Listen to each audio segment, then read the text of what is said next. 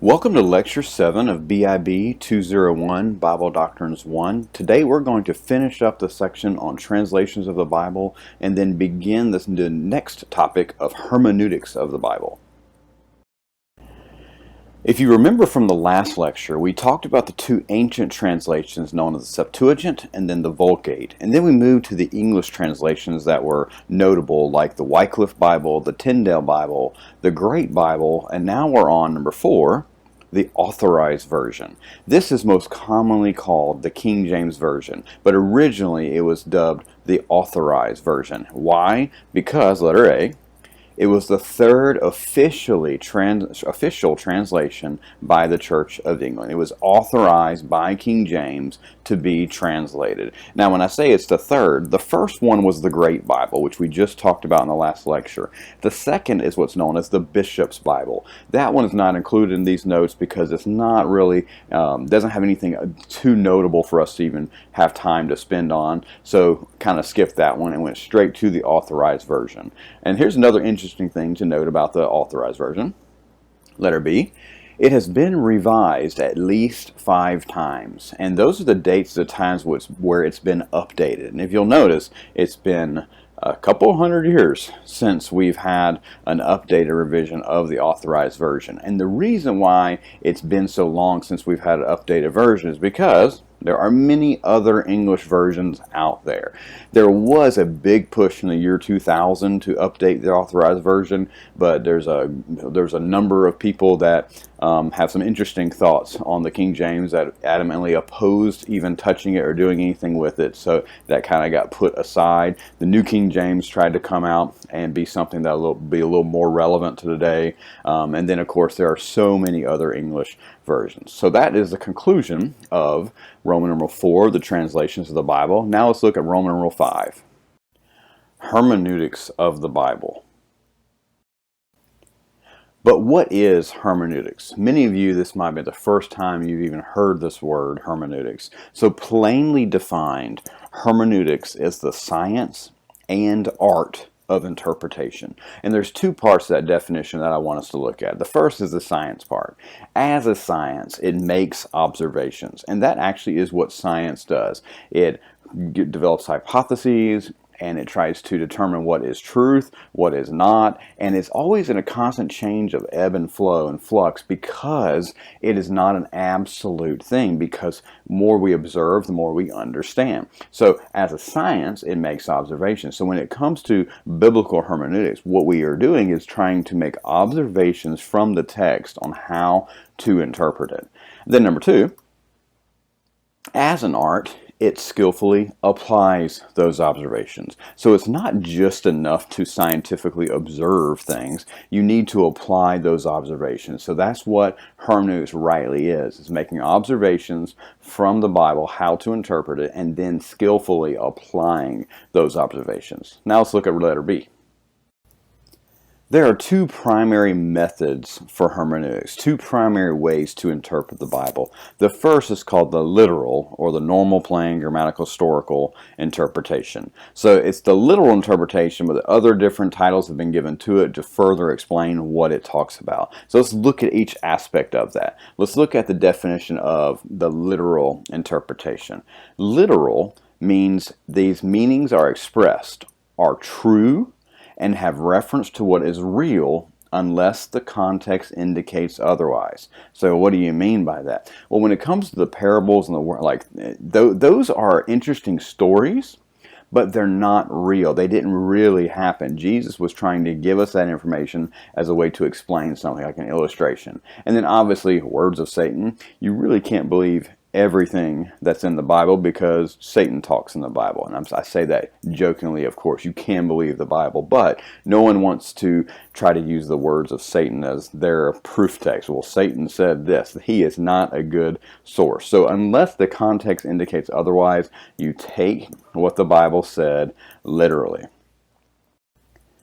Then number 2, the grammatical historical part means that the meanings of each word is determined by its grammatical, and historical context, which we're going to break that down even further when we get into the principles of hermeneutics. What should we use in order to interpret the Bible? I'm going to talk about the grammatical context, or the grammatical construction, and I'm going to talk about historical background. So we'll talk about that a little later.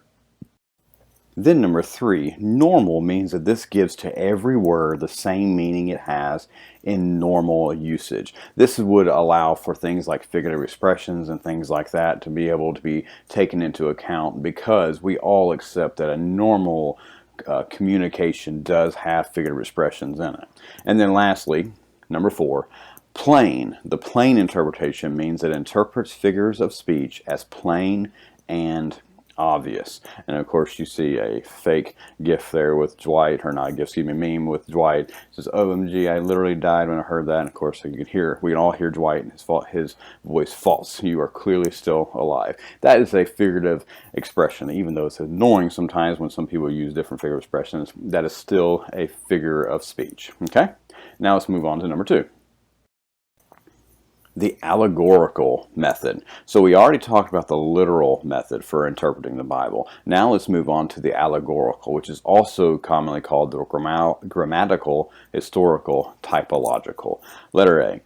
This method interprets passages pertaining mostly to ecclesiology and eschatology as having underlying meanings not directly expressed in the text.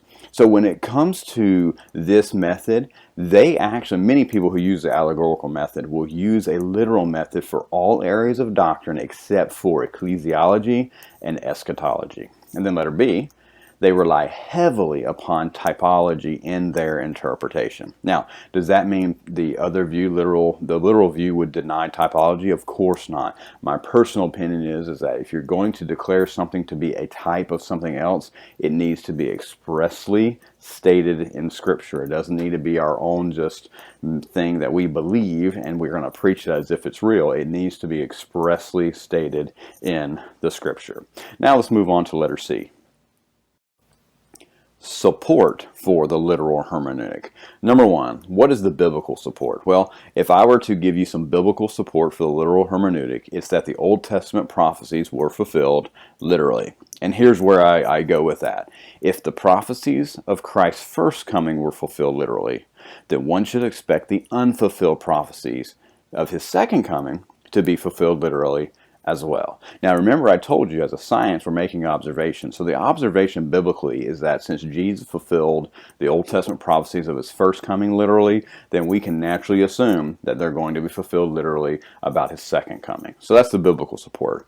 Number 2 is the logical support. The logical support is that objectivity is lost with a non-literal interpretation. So what does that mean?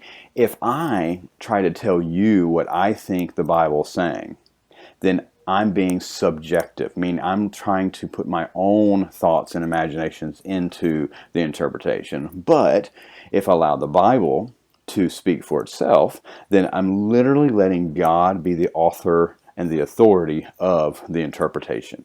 In literal hermeneutic, God is the authority, and he's the one who tells us what the Bible's saying. In other methods, I'm the one who's the authority, telling you what it should say. So there's the biblical and logical. And then lastly, letter C, the philosophical support is that the purpose of language is literal. We all understand this. And in fact, when someone infringes upon that belief is when we get upset, because we will tell people, say what you mean and mean what you say. If you ask somebody who you care about, how are you doing? And they say, fine. And you can tell they're not. That's frustrating because they're not speaking to us literally in a plain way. So that is something that is another method, or excuse me, not a method, another support for the literal method. So the biblical, logical, and then philosophical. And now let's move on to the last section we're going to talk about today. We're not going to finish all of it. We're going to start on letter D.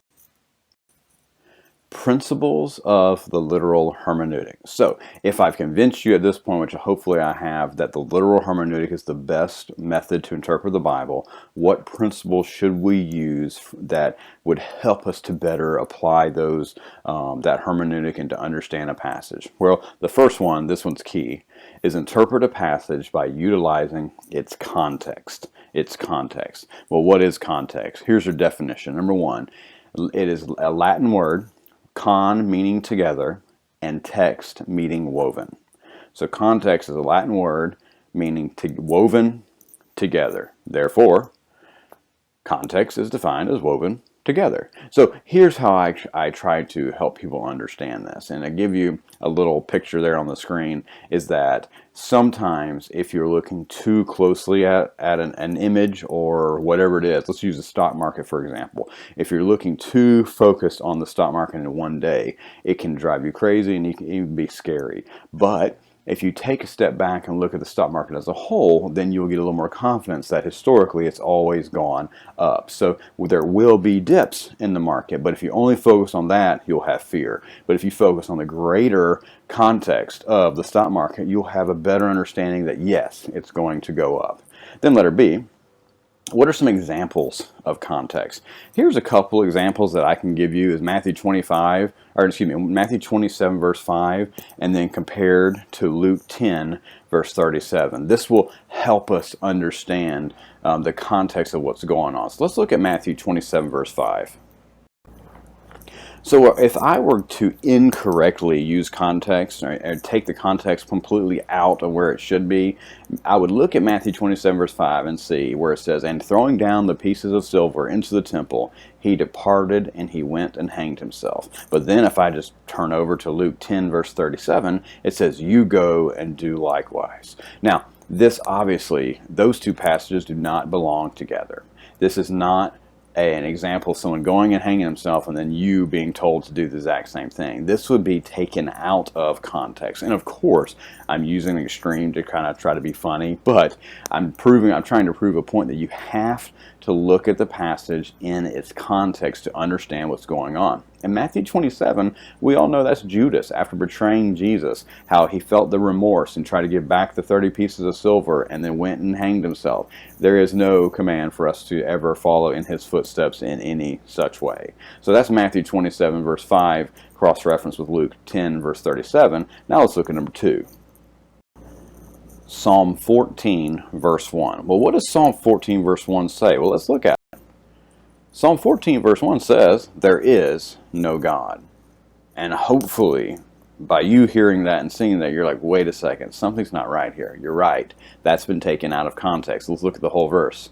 Psalm 14 verse 1, the entire verse says, "The fool has said in his heart, there is no God." So does the Bible say there is no God? Well, yeah, but in context, it's saying the fool has said in their heart, there is no God. So now that we've talked about interpreting a passage by utilizing its context, now let's move on to number 2. Interpret a passage by utilizing other scripture.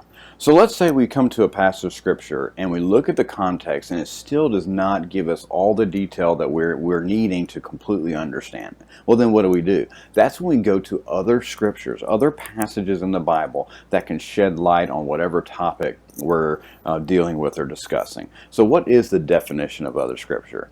The definition of other scripture is pretty plain and simple. The Bible is the best interpreter of itself. God is the author of every single book, all 66 books of the Bible.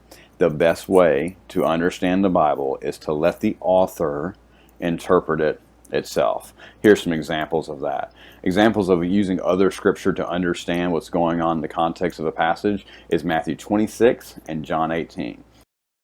In Matthew 26, verses 51 through 52, it says, "Behold, one of those who were with Jesus stretched out his hand and drew his sword and struck the servant of the high priest and cut off his ear. Then Jesus said to him, 'Put your sword back into its place, for all who take the sword will perish by the sword.'" Now, if you just read Matthew, you don't know which disciple it was that tried to cut off somebody's ear. You just have a disciple, and Jesus told him. We don't really have that much information.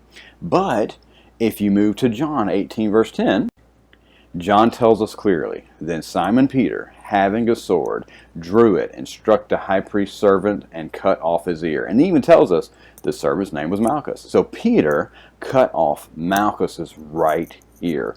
If you just had the synoptics, Matthew, Mark, and Luke, you don't know exactly who it was. And I'm sure we probably could have guessed it was Peter. Who knows? But John completely throws Peter on the bus and says, yep, it was Peter. He's the hothead who did it. Well, that brings us to our conclusion of Lecture 7. Hope you enjoyed the lecture. If you have any questions or need anything, please do not hesitate to contact me.